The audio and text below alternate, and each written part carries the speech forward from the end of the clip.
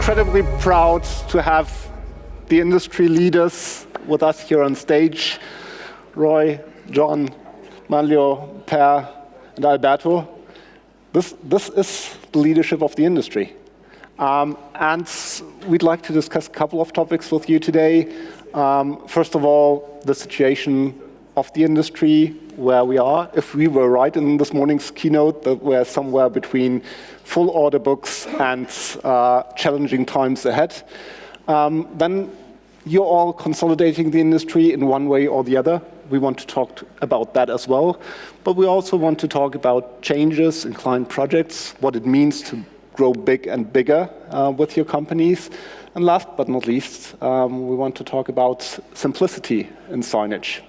So, but let's start with where we are. Alberto, how do you see the industry today? In our conversations we have with all of you, we hear business is running very well right now, but we see uncertainty. How do you see that? I always see opportunity. This is the truth. No? We see a lot of growth, and I hope that all of you are also experiencing the same. So we are really seeing a lot of growth, a lot of traction. Clearly, after COVID, what we do is essential for the companies. So going into a store or a dealer today with or without digital signage is like going in a store or a dealer, no? With or without lighting. So for me, there is no choice today. So I'm pretty sure that despite all the potential difficulties, recession or whatever, we will be stronger. Per, what's the situation in the Nordics? But you're more than Nordics by now. Huh? Yeah, well, I think we experienced the same situation as Alberto just mentioned. So for us, I mean, we have a strong pipeline. We also have a good diversified customer portfolio, meaning that we have a good, risk profile. At the same time, some projects are pushed. We haven't lost. We have very low churn. At the same time, I mean, during the COVID situation, we actually made a decision to continue to invest in a product and in our organization. So I think we are in a good position to be able to take on the growth. Manlio, what's the situation in luxury and? Luckily, luxury is continuing to invest, and we are all niche players. No, we are not operating in all IT integration environments. So. Of course, we need to deliver solutions for who needs to have a specialized players, a specialized support, and we can operate for the customer that needs reliability, and of course work on all the stuff connected with the stock management. If you need to have the efficiency of the digital signage network, of the in-store engagement, you need a player like us, of course. If you change in dimension, as we saw before, for instance, Lidl, you can, of course, deliver by yourself. But it's a question of dimension. Yeah. And this is the next challenge we have. Yeah, we'll get to that point in a minute. What the requirements are to stay competitive in this environment, especially for the large clients.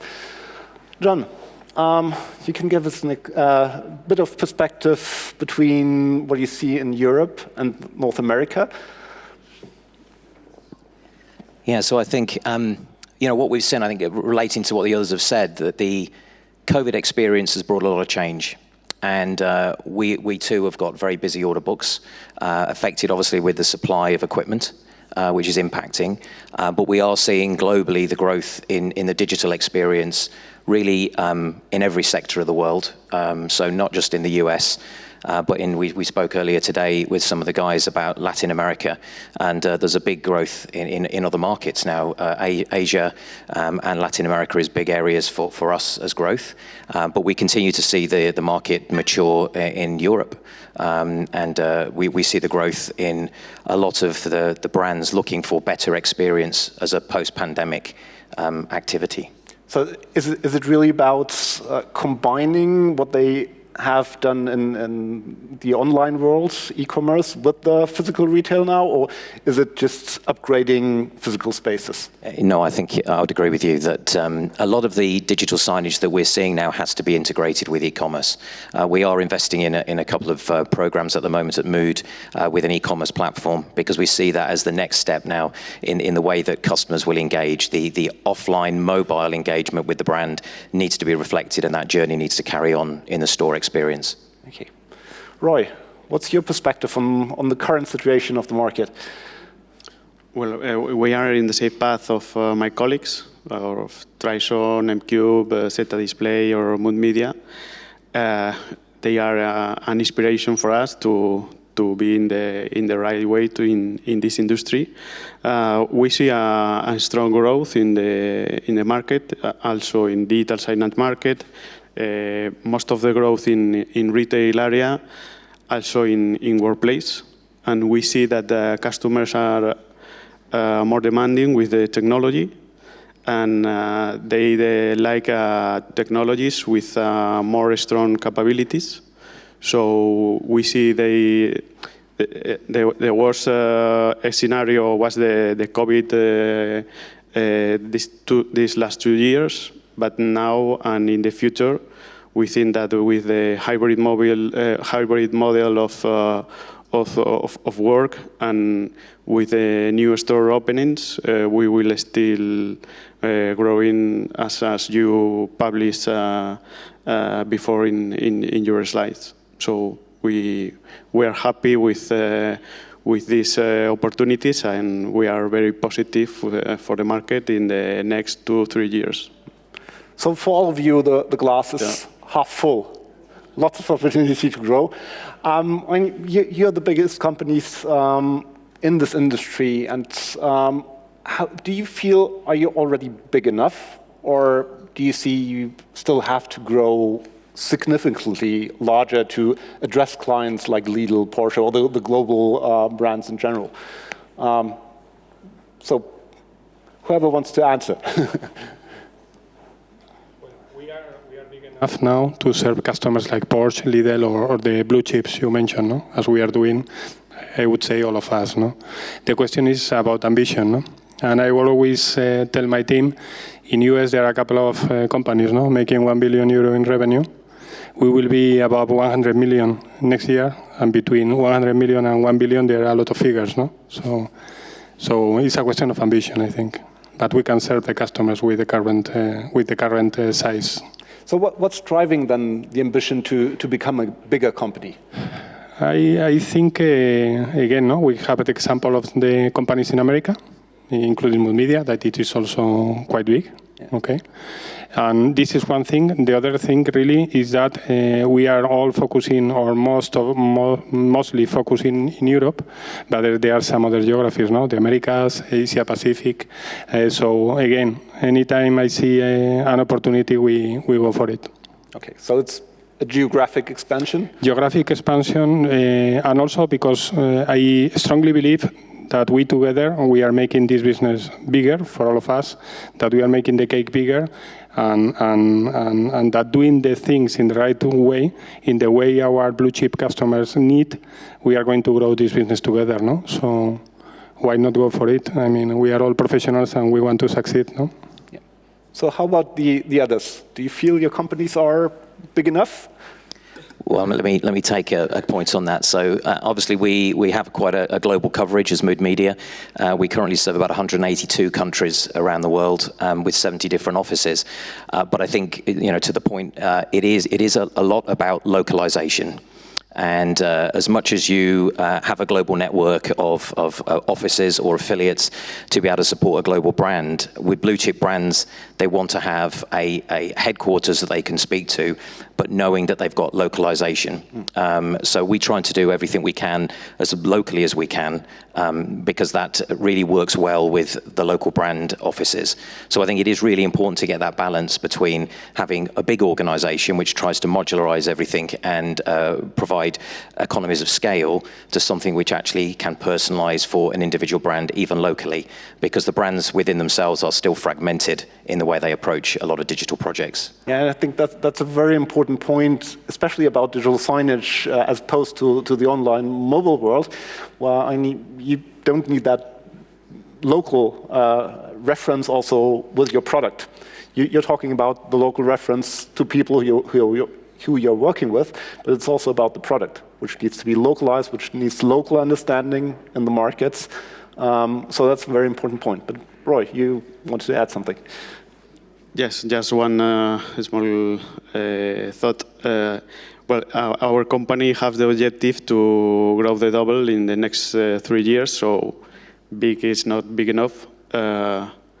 And our founder says us that when we think that is big enough, we are it's the start to going down. So we need to still growing. In the last 6 months, we bought 3 companies. Most of them are IT integrators, not AV companies, not AV integrators, but they have 20% of their revenue inside the AV industry. So I think that we have a lot of opportunities in the market for still being bigger than we are now. Well, so I just want to add, looking from Zeta's perspective, I mean, obviously we are big and we can handle, global rollouts. We have a good proven track record of doing that. At the same time, we do believe that it's not a matter of size per se. It's actually having the capacity to continue to invest in the industry, in our offer, in the product, in the organization. So for us, it is super important to have the power to continue to invest, but also to be backed by a good owner, right? Yeah. So that is crucial for us at the moment, to have the power and also to actually take our responsibility. As a big player in the market, we need to be responsible and to continue to develop the industry. So what are the key areas you're investing in right now? So, well, at the moment we are investing a lot. I mean, we are a full service provider, so we try to invest in all the components in the value chain. But we have invested a lot in the software, on the software side during the pandemic, so we are in a good state on that side. We're doing a lot of investment now together with Hanover, our new owner, in the organization, and also to try to develop the professional processes and invest in systems and tools that will support us going forward. Being efficient is not about only an internal perspective. It's actually to deliver good customer value. So that is what we're investing in at the moment. Yeah. I completely agree with my colleagues, but I think that if we want to challenge to the future, we have to think that we need to invest a lot in the next artificial intelligence and other tools that could reinforce our lock-in with the customers. Now we are lucky because usually we have many installations, many players in our customer base. We are quite strong, but we need to face the globalization, maintaining the local connection with the customer. And if we want to be real global, we need to grow and we need to integrate. So I think no one in our sector, in our niche, is enough global in this moment.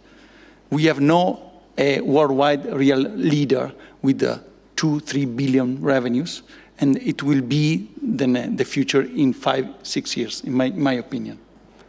So the industry structure is gonna change. Surely. Do you think we'll have one big leader, or do you see several companies as we have today leading the industry?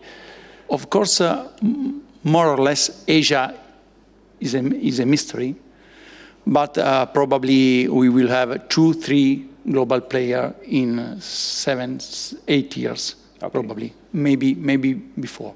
So that's going to be US-led or Europe-led? Global. But it has to come from some way. I mean, the companies exist today who are going to be developing into that global leader. And as we said, I mean, yes, there are companies that are $1 billion already, or close to that.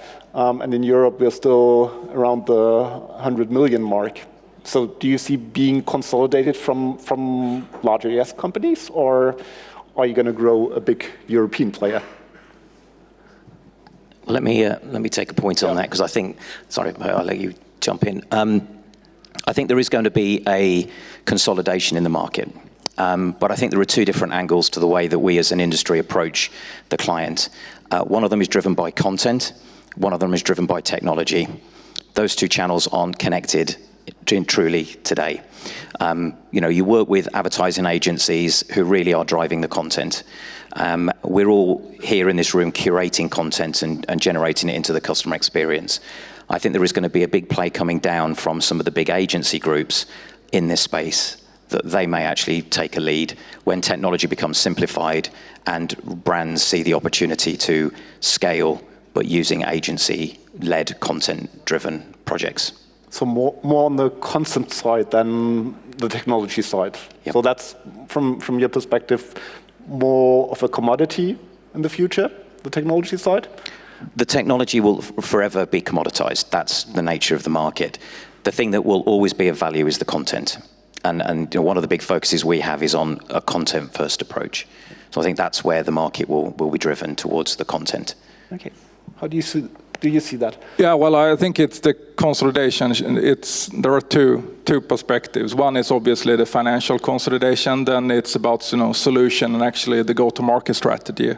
And if I look at what Zeta can deliver and what my colleagues can deliver to our customers, I strongly believe that we have a really good position to be able to do the consolidation, not only in Europe, but actually take that consolidation to US and to the Asian market as well, because we do have a really strong offer in Europe, and what we can provide to our customers, I think that is a really good offer compared to our US and Asia colleagues. So kind of Europe is leading it. Yeah, I think so. In terms of thought leadership, in terms of the concepts we are creating. Yeah, strongly believe in that. But the financial power is probably a bit more in US or Anglo-Saxon area. Yeah, Alberto. I fully agree with Per. No, I mean, it doesn't matter where the money comes from. No, but I see that what we are doing in Europe in general is, forgive me for what I'm going to say, but a little bit more sophisticated, more going end-to-end in the value chain than what we are seeing in some projects in the US, even though those projects are magnificent and they are huge. No? But I mean, the kind of value that we are adding, I think it is differential. Talking about sophistication, on your global blue chip customers, do you see any changes in the types of requests or challenges they are giving to you? What's that relationship with the global blue chips? I mean, it's not like the local chain where you do basically everything.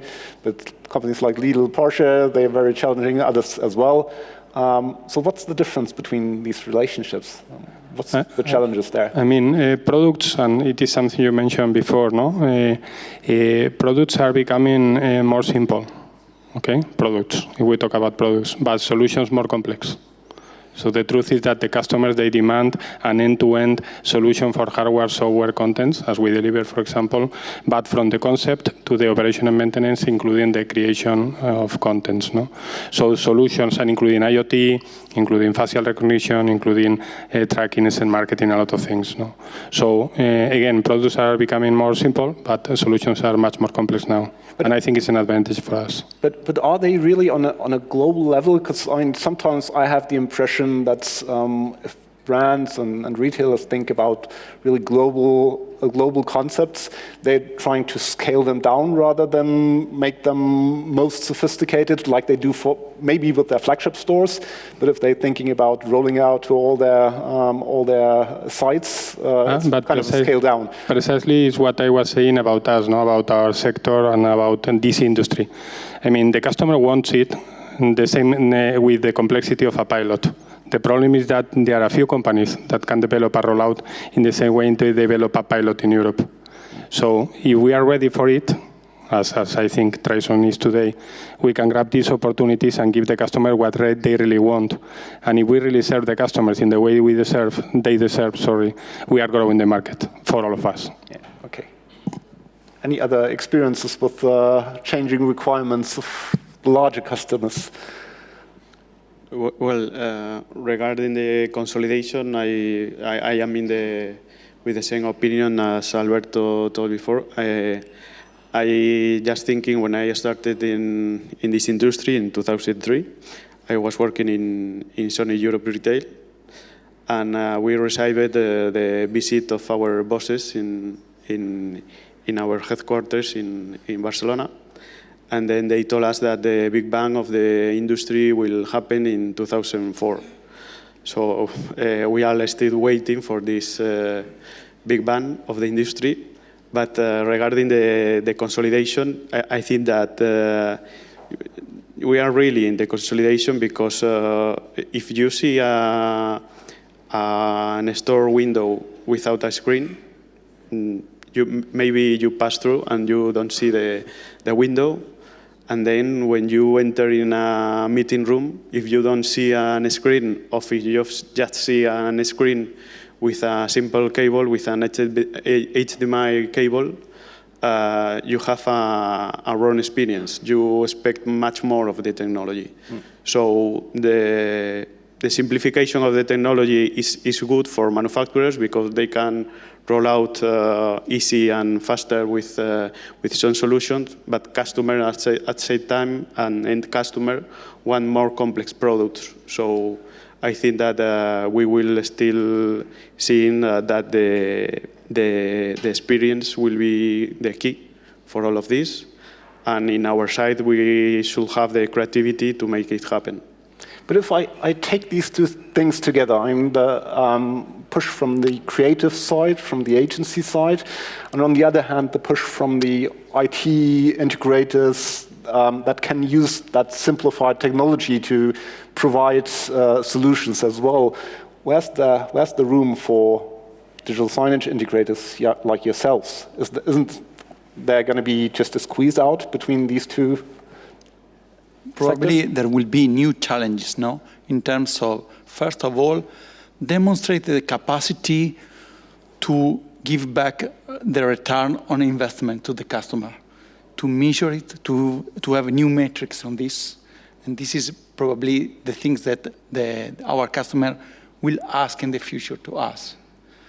Second, of course, is to have more efficiency, especially in sustainability, because now there is a gap of awareness in the sustainability value chain in all our business. It's not, there is not a real awareness that we need to give to our customer the sensitivity on how much we are reliable on this and what we can do for them to reduce the impact on the environment. This is probably in the future the main drivers of our capability to stay on the market. Per. Well, first of all, I want to stress what just Manlio mentioned about, delivering on customer promises and also delivering on return on investments. But then secondly, I think, for Zeta at least, that is the reason for us having the go-to-market approach that we have. We do strongly believe in being a full service provider, because that is, for us, it's hard to copy. It gives us the opportunity to be really sticky with our clients and actually also deliver real, true customer value. So that is the reason for having the go-to-market strategy that we have. So it is the combination between the creativity and the technology. Because there are creative people out there who are very good at that, and there are technology people out there who are very good at that, and very big companies as well. But you're arguing that it is the combination between the creative part and the conceptual part and being able to handle the complex, the still complex technology? Yeah, I think it's for us what we do see in having the interaction with global accounts. What we see is that they actually look for a one-stop shop, right? So for us, it is a good go-to-market strategy. We believe in that. At the same time, I mean, we need to be able to deliver on all the components in the value chain. We cannot say that we're not that good on projects, but we can deliver really good content. So we need to invest in all areas. Okay, but we see also the opposite trend of companies taking more responsibility in-house and not looking for the one-stop shop. And Lidl, Porsche are the examples we mentioned this morning. When you're working for Porsche. Yeah, but we will discuss it later, no? Because I don't see it that way, no? Porsche is a super complex project, but I don't want to make a spoiler of what we are going to talk later, no? So there's room for everyone in the project, as I will explain, no? What I fully agree with Per, no? And I think we are, all of us, very good representatives of companies that we deliver experience in the spaces, much more than only technology or IT. So compared to the, let's say, generalistic companies, no, like IT companies, big IT companies, that they will deliver and they will make very meeting rooms that they will work. We also do the same, but at the same time we do a fantastic lobby, a magic auditorium, and an immersive corridor, so that VIPs, when they go to the auditorium, they feel like VIPs. No, so we don't, at least us, no, we don't try to compete, let's say, from the IT precision, let's say, because we are as precise. I mean, if you follow the rules, you do exactly the same meeting rooms, no? So we try really to generate a different experience in the spaces. Yeah. And I think that's a very, very important point for the industry, that digital signage is much more than just rolling out technology, but creating these kinds of experiences, not only in retail, but also for employees in the workspace, in factories. There's so many places where you can create this kind of local experience or experience. We think in the whole digital customer journey, even in the cases we are only required for a certain part of it. But we need to understand how people behave and how people are going to interact in any space. No? So I think it is the differential value of what we are doing, really, compared to the big companies you mentioned before. Very good. So thank you very much to all of you. I think we take the remaining 2-3 minutes for any questions, if there are any from the audience. It's your once in a lifetime opportunity to have all these big guys here on stage, so don't be shy. We were talking about business critical. How do you perceive yourself as being business critical and with your installations right now on a scale 1 to 10? Thanks, Dalian. That is, super valid question. So my answer is 11. No, but I think it's for us. It's actually to be, as I said, about having own the full value chain. And for us, the next step is obviously to create, integrations toward like ERP system, POS systems, and so on.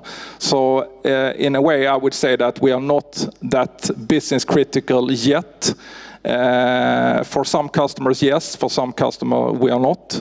But that is the next step for us, and we're investing a lot in that area at the moment. Yeah, I just add to that. I agree. I think business critical is moving in the direction of where we play, where we're dealing with brands that want to do product configuration, personalization. That is an area where it becomes business critical. If the system isn't working, they're not selling. And so we're seeing that in a number of brands where personalization is becoming more critical for their product. But on the other hand, it's fine for you as a company. It's much better because you get much more intertwined with your customer, and so you also becoming, from that perspective, not only for selling but also with the organization, you get that kind of lock-in. Right? Correct, and I think that, as per what the colleagues have said, the ecosystem of trying to build out now a digital platform for most of the brands is a full stack, and it goes from content through to the whole sales process that happens in store and the experience that's driven by it. In an omnichannel world, we need to integrate with the legacy platform of the customers. For this reason, we invested in a software house properly to enhance the capability to have the cutting-edge technologies and to be business critical for our customer, to increase their revenues, to measure how much the impact of digital signage and other omnichannel platform could enhance their work. So this is the way in which we are working and to be business critical for our customers.